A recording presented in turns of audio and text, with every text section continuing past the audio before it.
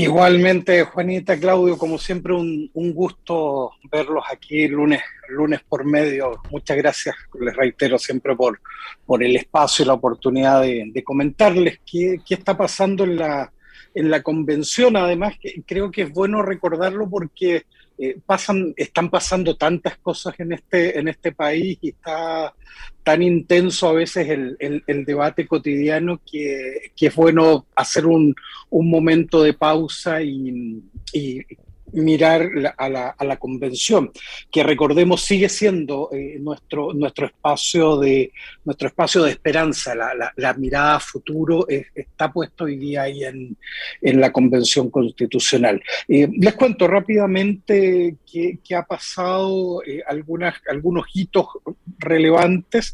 Eh, Tuvimos la semana pasada una semana territorial, nuevamente un despliegue de la convención y eso permite o le ha permitido a la convención también ir dando cuenta de su trabajo. Y hay algunas cosas que a mí me llaman la atención. Uno es que en el pleno de la semana del 1 de diciembre, exactamente el día 1 de diciembre, finalmente se aprobó esta declaración que había quedado pendiente. Nosotros por ahí por noviembre, mediados de noviembre, habíamos conversado que se estaba discutiendo en la convención una declaración sobre la condena a la violencia, que esta había sido propuesta por el grupo de Vamos por Chile y no se había votado en esa oportunidad y se retomó recién ahora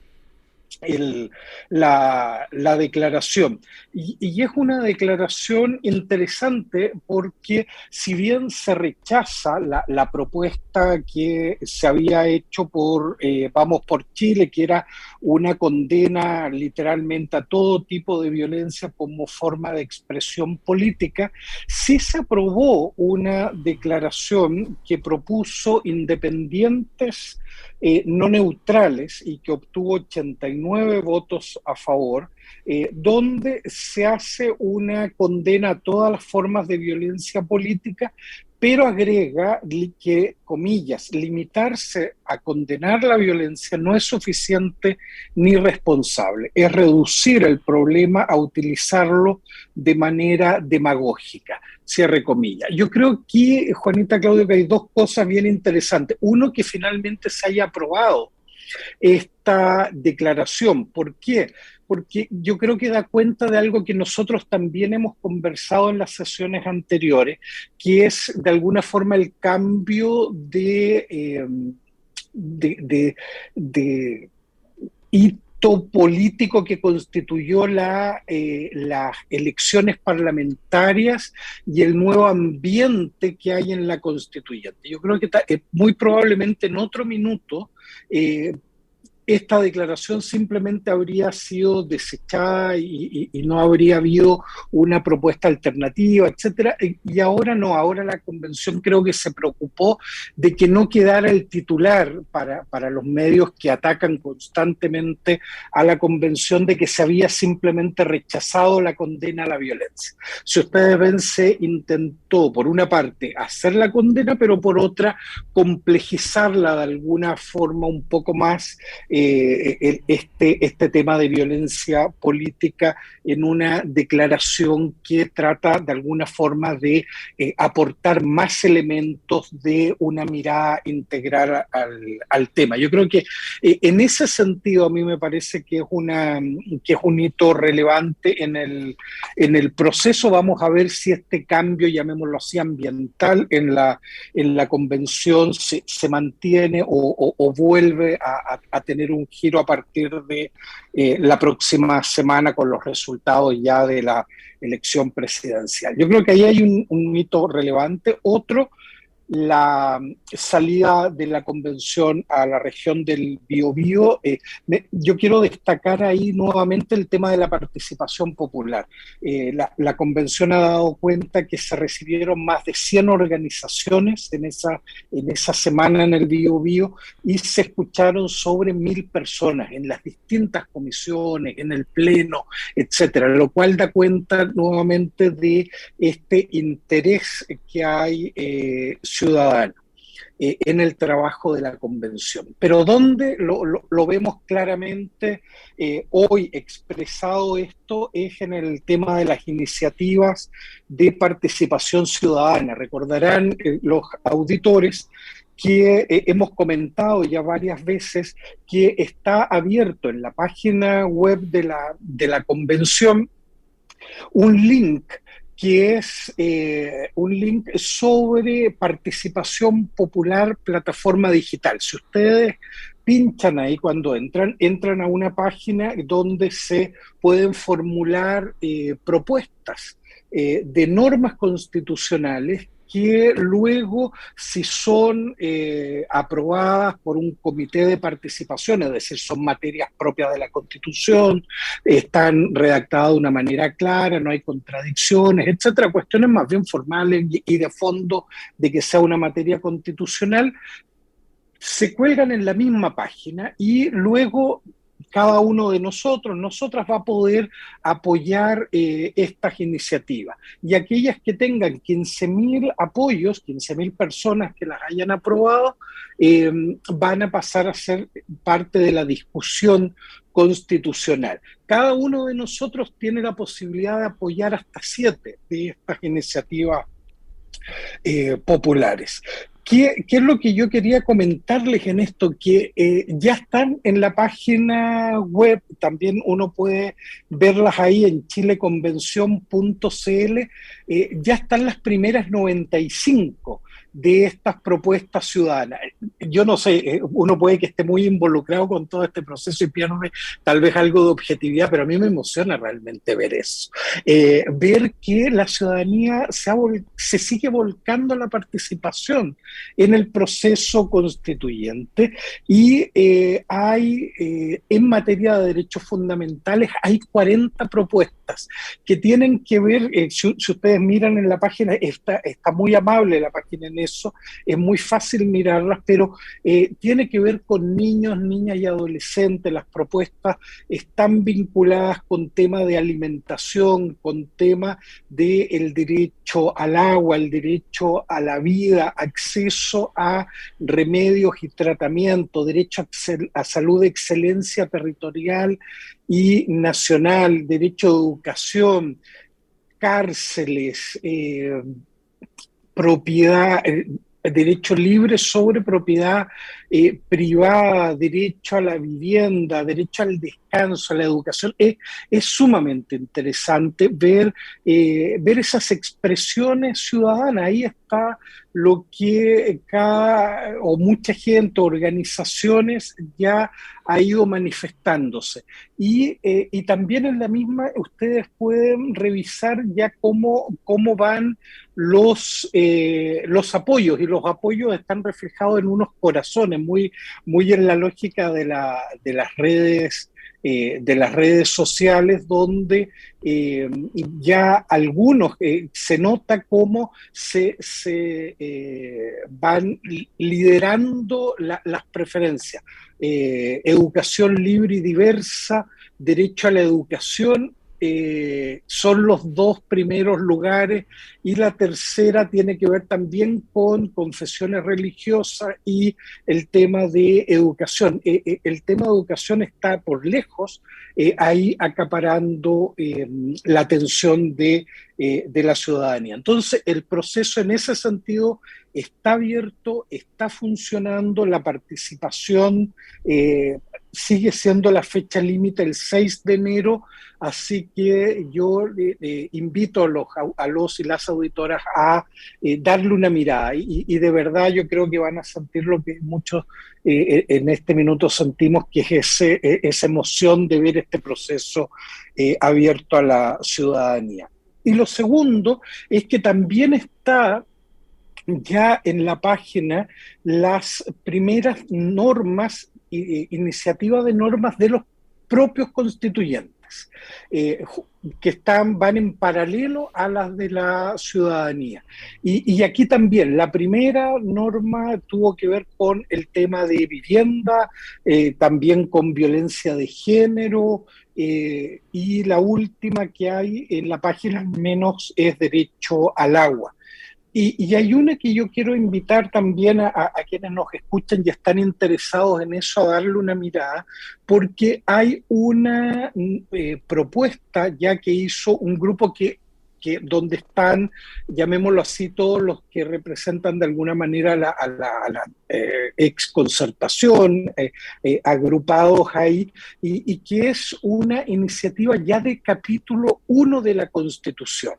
Y ahí uno puede ver por primera vez ya estructurado, digamos, lo que serían los principios generales, una propuesta que entiendo que ahí el profesor Esquella, Agustín Esquella, estuvo muy involucrado en la redacción de estos principios y constitucionales, principios y democracia. Así que el que le interese ya ir viendo, además que políticamente es muy interesante, porque de alguna manera fija un desde. Probablemente ese es el piso desde el cual se van a construir distintas miradas para tratar de construir estos famosos 2/3 que no son nada de simple de alcanzar.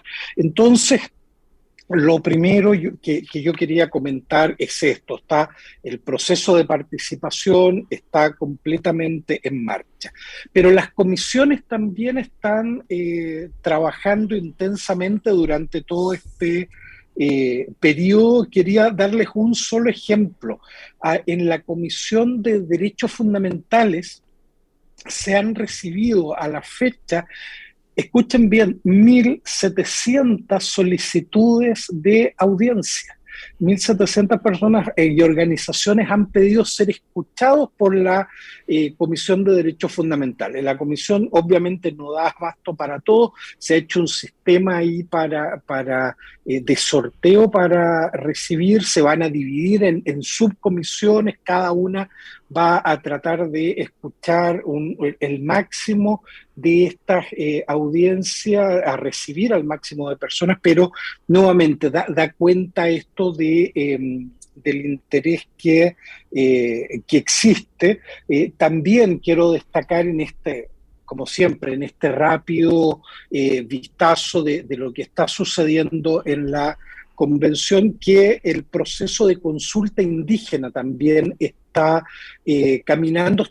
Cuidado, aquí está caminando un poco más lento de lo que uno pudiera esperar en términos de los plazos. Hay plazos muy acotados, pero ya se aprobó un documento de trabajo donde se establece que los distintos pueblos originarios van a trabajar sobre la base de principios y derechos. En los principios está la plurinacionalidad, está el buen vivir y otros, que ya fija un cierto marco general para esa discusión. Hay que recordar que los pueblos originarios van a tener este proceso de consulta, pero que luego sus resultados vuelven a la constituyente para ahí ser discutidos y aprobados. No hay un sistema ahí llamémoslo así, de participación obligatoria, sino que más bien de esta idea de participación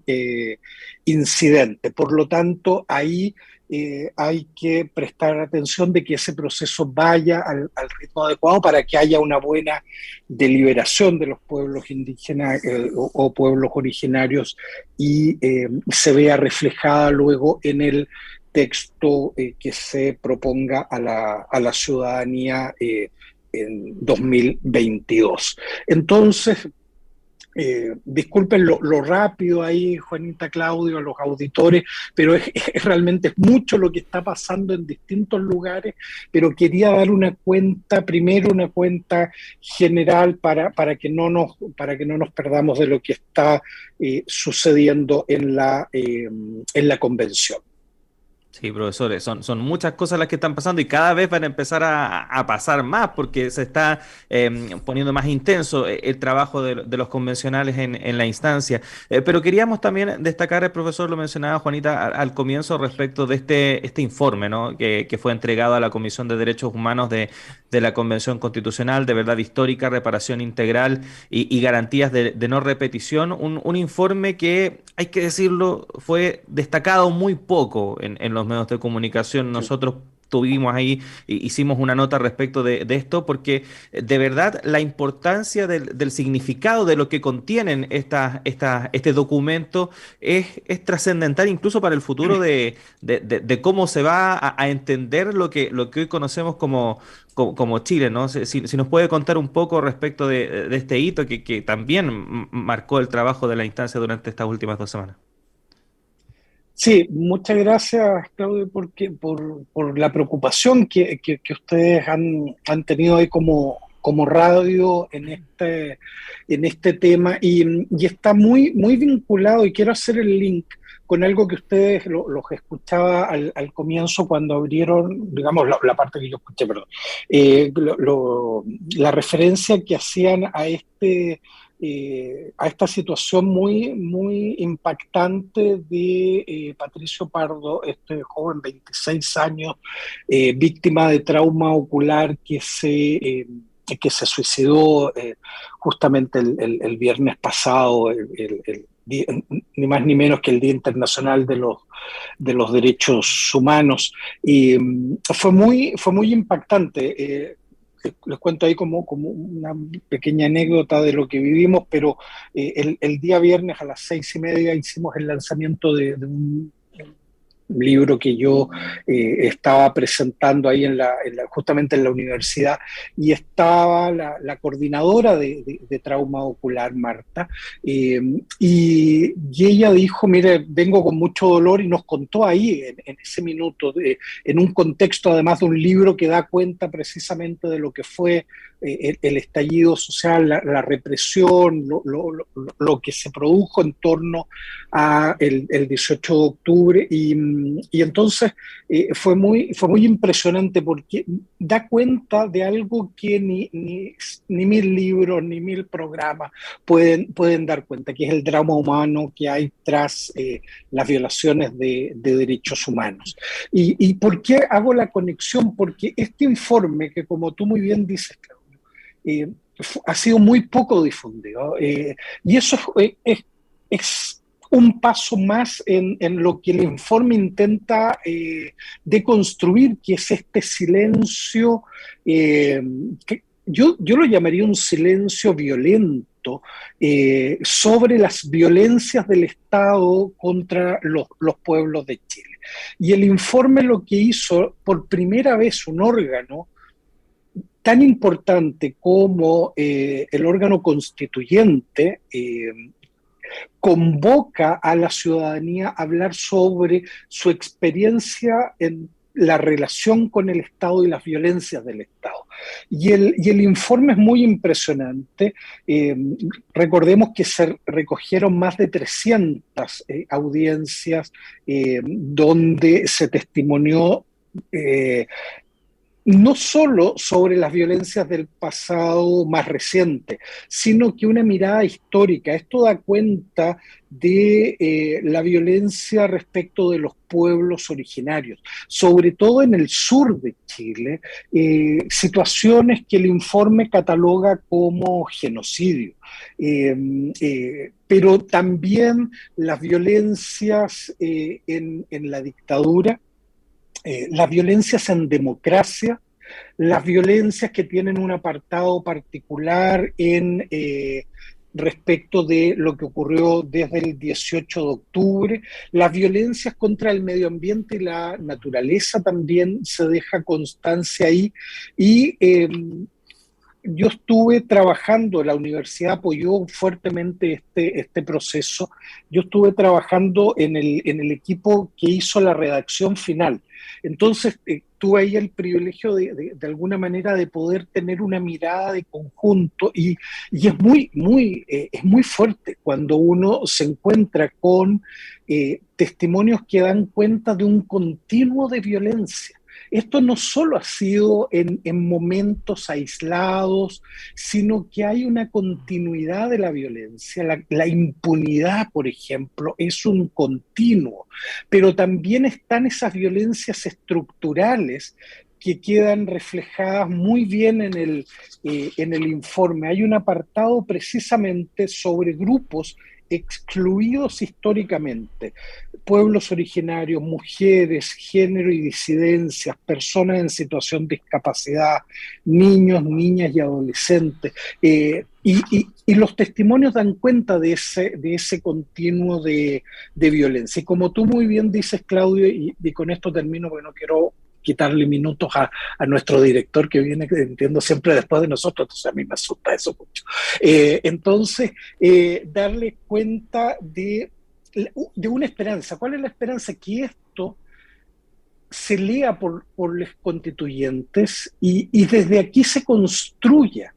Y esto en el informe se dejó expresamente contemplado, que este debe ser el punto de partida para redactar una constitución basada en derechos humanos. Y eso no es una cuestión abstracta, ni discursiva. Eso debe estar con los pies en la realidad. Y esa realidad es una realidad dura, la de las violaciones de derechos humanos en este país. Entonces, lo que uno esperaría es que este informe tenga esa capacidad de permear el debate, supere las barreras propias de las trincheras políticas de corto plazo y tengamos de verdad una constitución basada en derechos humanos que le dé respuesta a esta realidad. La institucionalidad es la que ha permitido, ha fomentado, ha generado esta violencia institucional.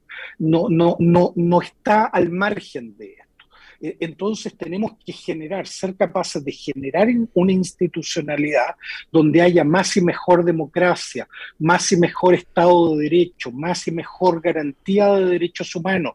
Esta tríada de la que ha hablado la Corte Interamericana de Derechos Humanos, que es inseparable. Y eso debiera quedar reflejado en el debate constitucional. Por lo tanto, este informe ojalá se difunda, ojalá este informe pase a ser parte de la malla escolar, que se conozca la historia de este país desde las voces de las víctimas, que han sido las voces históricamente acalladas, excluidas, silenciadas, olvidadas. Y aquí están esas voces en este informe y bueno, es de esperar que sea parte del debate constitucional a partir del 3 que se entregó de ahí en adelante.